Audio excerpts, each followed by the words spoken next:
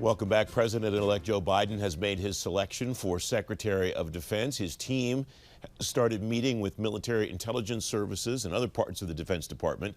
It's part of the transition process at DOD already underway. Frank Kendall is former Undersecretary of Defense for Acquisition Technology and Logistics for President Obama. He's now a senior fellow at the Center for American Progress. Frank, welcome. It's good to see you again. What's going on under the hood in this transition at the Defense Department? How's the Biden team undertaking learning what's happened in the department over the last 4 years? First of all, Francis, I'm not directly involved, but I have been talking to people who are involved both on the government side and on the Biden transition team side. It's going acceptably well, I think is the way I would put it. It's slower than I think a lot of people would like from the Biden side of the house. Access to information has been more difficult within the government than under a normal transition. It hasn't gotten to a point where it's a serious problem. I think as we get closer to the inauguration, it'll become even more critical that information about things like the budget, about ongoing operations and so on, be transmitted more freely, and hopefully that'll happen. Some of the, I think, resistance to share information may have been because the president was contesting the election still, and hopefully that's behind us after the vote by the Electoral College, and people will open up more. The career people in the Pentagon have been ready to do this. They've done it before. They know how to do it. But they've been constrained, I think, by the political environment and by the requirement to have things approved before they can share it with the transition team. So that slowed things down. One of the things that the transition team seems to have done is to reach out to a lot of people who have left the government who are not constrained and are able to talk freely, but only, of course, at an unclassified level. I think the most notable thing that I saw when I looked at the transition team that would be going into the department, the landing team as they call them, was that, as you said, these are all people who know the building, they've been in the building before, they're not learning on the job. What's the value of that for the Biden team, especially given the more truncated schedule that you just talked about? Yeah, that's enormously helpful. They were already way up on the learning curve before they even start. They know what questions to ask, they know who to ask them of, and they know what they need to help prepare for the next administration. So that part simplifies things enormously over having a team which does not have that kind of experience. So many of those people are coming back and talking to people in positions that they've held before, for example, or at least were served on the staff of. So that helps a great deal, but it doesn't give them the specifics they need. One great example of that is the details of the budget. One of the things that the new administration will have to do is get a 22 budget over to the Hill within a couple of months.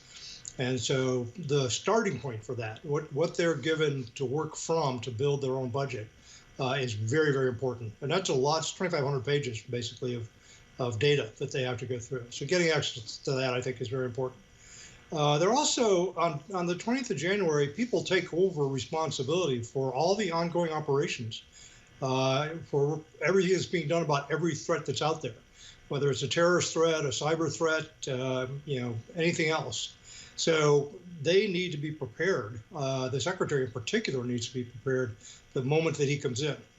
Hopefully they'll be able to bring in some additional people besides that, not necessarily confirmed people that will be able to help with that taking over initially. And I would expect that some people will probably stay. A very small number are likely to stay, at least to help for the first few months until additional people come on board. You talked about the budget, Frank, and the Trump administration has released details on a $759 billion budget construct for fiscal 2022.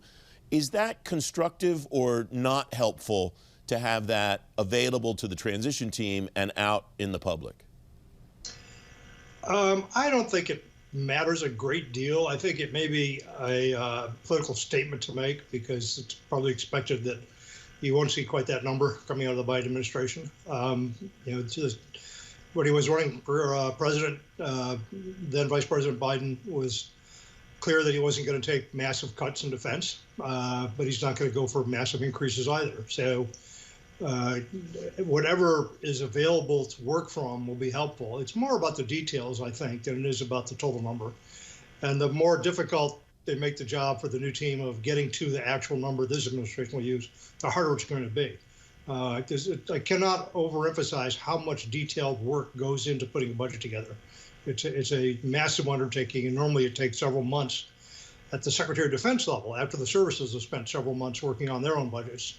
So it's not something that's easy to do in a couple of years. Now, you have people on the transition team, as you said, who got a lot of experience with that. And so they can dig in very quickly and understand all the relationships between different accounts, what the trade-offs can be.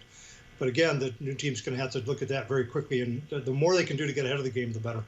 About a minute left, Frank, and we're discussing what's happening today to January 20th. What are the best things that at that point, President Biden's team can do from January 20th? People use the first 100 days construct, 6 months into the future, to make sure that they are ready to be hands-on in those jobs that they're taking over on January 20th. Yeah, my understanding, and I'm not part of this, is that that's happening, that they're looking at the commitments that the then Vice President made before he was President-elect. They're looking at the problems that need to be addressed. They're looking at his priorities as he articulated them. And they're thinking about, what steps need to be taken on the first day, the second day, and so on. As you said, there's a very high quality, very experienced team working this. And they are focused very much on preparing for the administration to take office. There's going to be a lot to do. There's a lot to tee up. It's unfortunate that this administration in its closing weeks is trying to do things that will probably have to be reversed. That's futile, and it just creates more work for the incoming team. I've been through a couple of transitions on the government side. I've never been on one on the incoming side.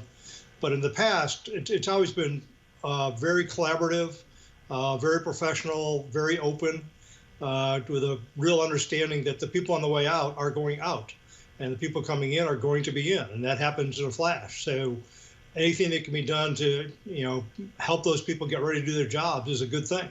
It's about national security. There's no politics involved here. It shouldn't be. This is about, the ability of the new team to deal with the threats to this country in the day they take office.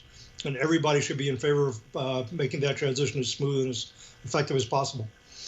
Frank Kendall, always grateful for your insight. Thanks for your time today. Thank you, Francis. Good to be with you as always.